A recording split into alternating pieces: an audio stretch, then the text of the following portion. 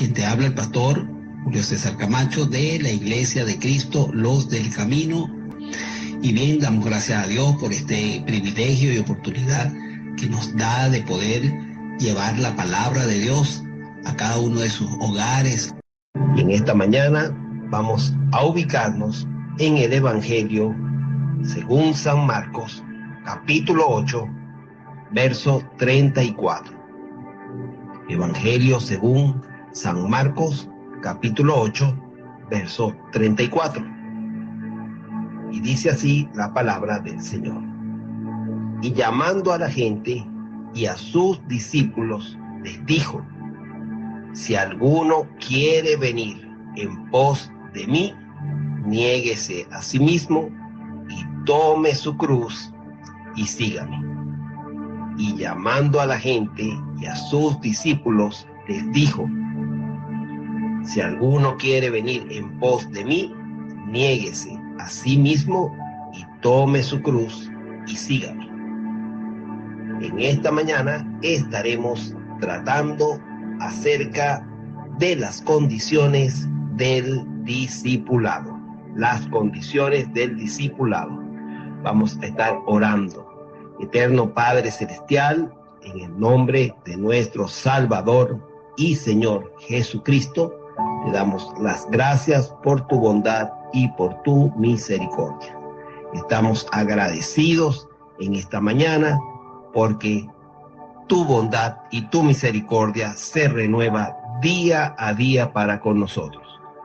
Cada mañana nos colmas de beneficios. Nosotros te adoramos, bendecimos y exaltamos tu nombre y te pedimos en este momento que edifiques nuestras vidas con tu palabra. Que sea tu Espíritu Santo hablando a nuestros corazones, tocando nuestras almas, sensibilizando nuestro espíritu, para que así, Señor, tu palabra germine en nuestras vidas y dé fruto al 30, al 60 y al 100 por uno. En el nombre de nuestro Señor Jesucristo. Amén y amén. Bien, hemos dicho que vamos a hablar acerca de las condiciones del discipulado. Y es que Jesús busca discípulos. ¿Por qué? Porque Jesucristo es el maestro perfecto. Y la palabra discípulo significa es alumno, una persona que está siendo instruida, enseñada. Jesús es el maestro perfecto y así lo reconocieron gente importante de la época. Nicodemo dijo de Jesús en Juan capítulo 3, versículo 2, dice que este vino a Jesús de noche y le dijo: Rabí, sabemos que has venido de Dios como maestro, porque nadie puede hacer estas señales que tú haces si no está Dios con él. Nicodemo, principal entre los judíos, le reconoció que Jesús era un maestro que había venido de parte de Dios. Los mismos fariseos dijeron en Mateo 22:16, dice: y le enviaron los discípulos de ellos con los herodianos, diciendo: Maestro, sabemos que eres amante de la verdad y que enseñas con verdad el camino de Dios y que no te cuidas de nadie porque no miras la apariencia de los hombres. Los fariseos, los escribas, reconocían que Jesús era un maestro, una persona que tenía la verdad, que era amante de la verdad, que enseñaba el camino de Dios. Sin embargo, ellos no quisieron obedecer a sus enseñanzas, pero reconocían que Él era amante de la verdad y que enseñaba ese camino de Dios. Muchos han querido llamarse discípulos de Jesús, pero sin llenar las condiciones que Él ha puesto para que sean sus discípulos. Jesús, después de declarar que había de sufrir y ser crucificado, de exponerlo abiertamente a sus discípulos, Él les indica las condiciones que deben cumplir todos aquellos que desean ser sus discípulos. Es ahí cuando Él dice: si alguno quiere venir en pos de mí, niéguese a sí mismo y tome su cruz y sígame. El primer requisito es la condición con respecto a sí mismo, es decir, negarse a sí mismo. ¿Qué significa negarse a sí mismo? Negarse a sí mismo es renunciar a los propios deseos y ambiciones para someterse a la voluntad de Dios. Implica un acto de humildad y de sacrificio, donde se deja a un lado el ego, es decir, el yo, y se busca y se tiene como primordial la voluntad de Dios. Podemos decir entonces que negarse a sí mismo es decir no a nuestras pretensiones de mérito, de sabiduría, de suficiencia. Nosotros debemos humillarnos y debemos reconocer que somos pecadores, ignorantes y débiles delante del Señor. En 1 Corintios 3:18, Pablo dice: nadie se engaña a sí mismo. Si alguno entre vosotros se cree sabio en este siglo, hágase ignorante para que llegue a ser sabio. El negarse a sí mismo no solamente es decir no a nuestras pretensiones de mérito y de sabiduría, de suficiencia, de que no las sabemos todas. Negarse a sí mismo también es decir no a nuestros afectos mundanos, es decir, a el placer, a la posesión, a la reputación. No deben ser nuestra principal preocupación. Y si hay un pecado en nuestra vida, hay que dejarlo. Santiago, en el capítulo 4, verso 4, nos dice: oh almas adúlteras, ¿no sabéis que la amistad del mundo es enemistad contra Dios? Cualquiera pues que quiera ser amigo del mundo se constituye enemigo de Dios. En 1 Juan, capítulo 2, del verso 15 al 17, se nos dice: no améis al mundo ni las cosas que están en el mundo. Si alguno ama al mundo, el amor del Padre no está en él. Porque todo lo que hay en el mundo, los deseos de los ojos, los deseos de la carne y la vanagloria de la vida, no proviene del Padre, sino del mundo. Y el mundo pasa y sus deseos, pero el que hace la voluntad de Dios permanece para siempre. Entonces, negarse a uno mismo es decir no a nuestras pretensiones de mérito, de sabiduría, de suficiencia, de que todas no las sabemos, es decir no a nuestros afectos mundanos, al placer, al deseo de poseer, a la reputación. Pero también negarse a sí mismo es decir no a nuestro egoísmo, a nuestro interés, a nuestra conveniencia o a nuestro derecho. Esto no ha de ocupar el primer lugar. Por eso Pablo en Gálatas capítulo 2, versículo 20, dice: con Cristo estoy juntamente crucificado, y ya no vivo yo, mas vive Cristo en mí. Y lo que ahora vivo en la carne, lo vivo en la fe del Hijo de Dios, el cual me amó y se entregó a sí mismo por mí. Entonces, debemos estar claros que la primera condición para ser un discípulo del Señor es negarse a sí mismo. Y el negarse es renunciar a nuestros deseos, a nuestras ambiciones, para someternos a la voluntad de Dios. Ahora, el segundo requisito del discipulado es la condición con respecto al mundo. Jesús dijo: si alguno quiere venir en pos de mí, niéguese a sí mismo y tome su cruz. Entonces, el segundo requisito es la condición que se nos impone con respecto al mundo, que es tomar la cruz.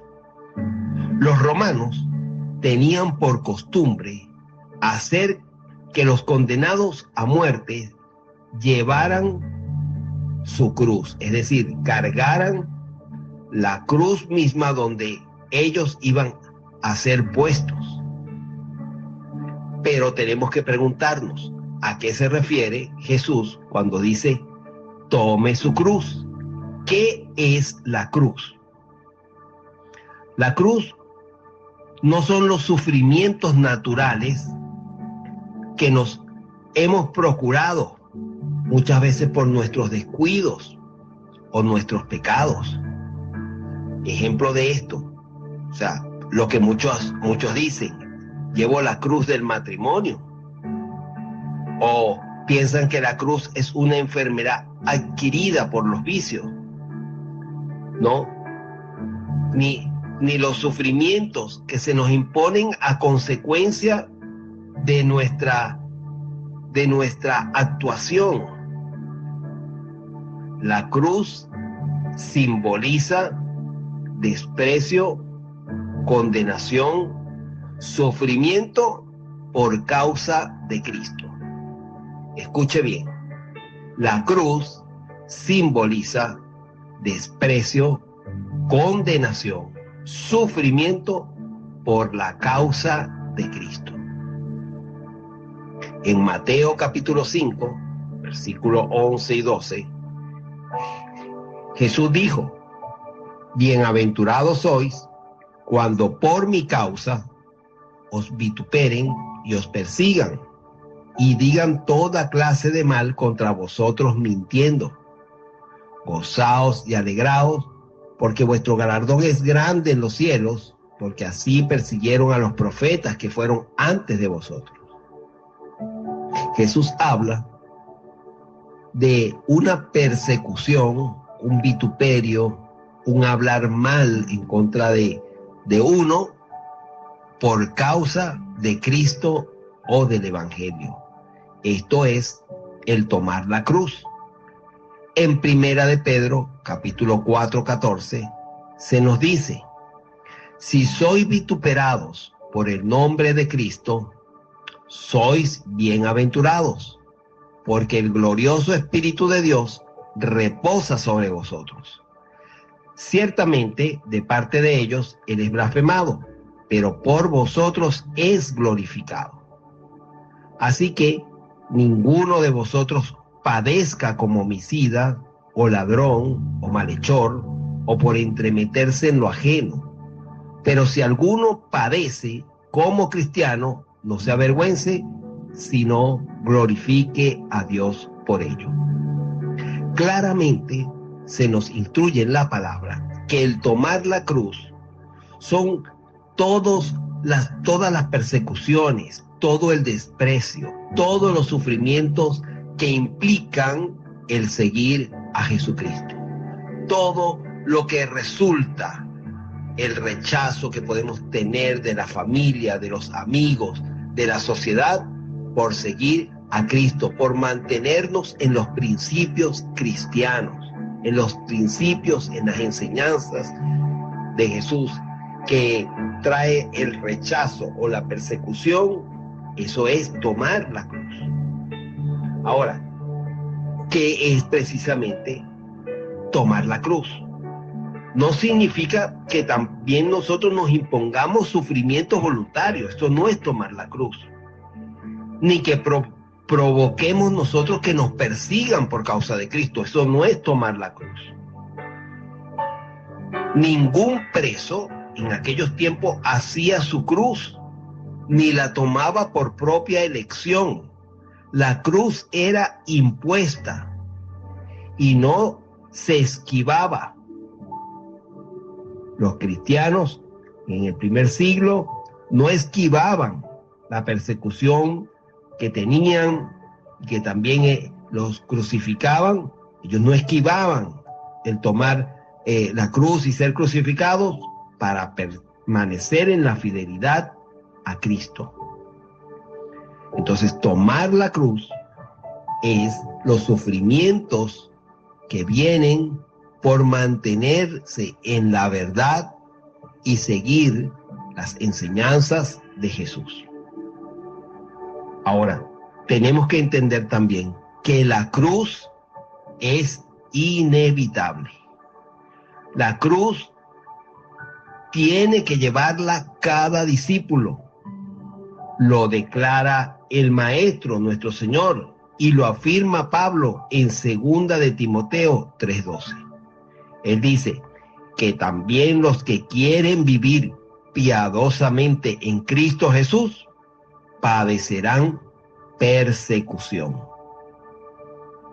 El objeto o el fin de cargar la cruz, de tomar la cruz, porque tiene una acción en nuestras vidas.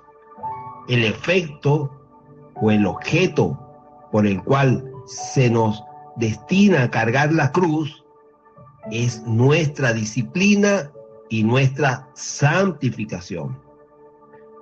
Al llevarla, pensemos en la hora de sufrir por Cristo. En Filipenses 1:29, el apóstol declaró: porque a vosotros os es concedido, a causa de Cristo, no solo que creáis en Él, sino también que padezcáis por Él. Es decir, no solamente se nos concede el que nosotros creamos en el Señor, sino se nos concede también que padezcamos por el Señor. Entonces, la condición del discipulado es, número 1, negarse a sí mismo. Número 2, tomar la cruz. Y número 3, seguir al Señor. Cristo describe una procesión de cruzados, es decir, de gente que lleva la cruz. Él a la cabeza con su cruz, sus discípulos siguiéndole, cada uno con la suya. Jesús dijo: sígame. Esto es una demanda de confianza y obediencia hasta la muerte. Ahora, ¿en cuál camino? En el camino de la verdad, en el camino de la santidad, en el camino del servicio. En Juan 12:26, Jesús expresó: si alguno me sirve, sígame, y donde yo estuviere, allí también estará mi servidor. Si alguno me sirviere, mi Padre le honrará. ¿Cuándo hay que seguir al Señor? Hoy, mañana y siempre. ¿Hasta dónde seguiremos al Señor? Hasta el fin, hasta el Calvario, hasta la muerte, hasta llegar al cielo. Todos nosotros tenemos un llamado para ser discípulos. Discípulos del Señor. ¿Cuáles son las condiciones? Negarnos a nosotros mismos, tomar la cruz y seguir al Señor. Te pregunto, ¿quieres tú seguir a Jesús? Entonces debes tomar las condiciones que Él pone para el discipulado. Tienes que experimentarlo, tienes que vivirlo, tienes que ajustarte a las demandas de nuestro Señor. Quien se niega a sí mismo, quien toma la cruz y sigue a Jesucristo, es su discípulo. Si una de estas tres condiciones faltan en tu vida, hay que preguntarnos cuál es nuestro discipulado. Si verdaderamente somos discípulos del Señor o no lo somos. Oremos. Padre, en el nombre de tu Hijo Jesucristo, te damos las gracias por tu bondad y por tu misericordia. Nosotros anhelamos ser discípulos verdaderos, discípulos completos, discípulos tuyos que amen la verdad y la vivan. Nosotros, Señor, en esta mañana presentamos nuestras vidas ante ti, pidiéndote que nos ayudes para cumplir todas estas condiciones que tú nos demandas a nosotros, a cada uno de los que tú llamas, para ser tu discípulo. Nadie es superior al maestro, pero si fuéramos perfeccionados, seremos como el maestro. En el nombre de Jesús, nuestra vida está en tus manos y nuestro deseo de ser discípulos tuyos también están en tus manos. Gracias, Señor, en el nombre de Jesús. Amén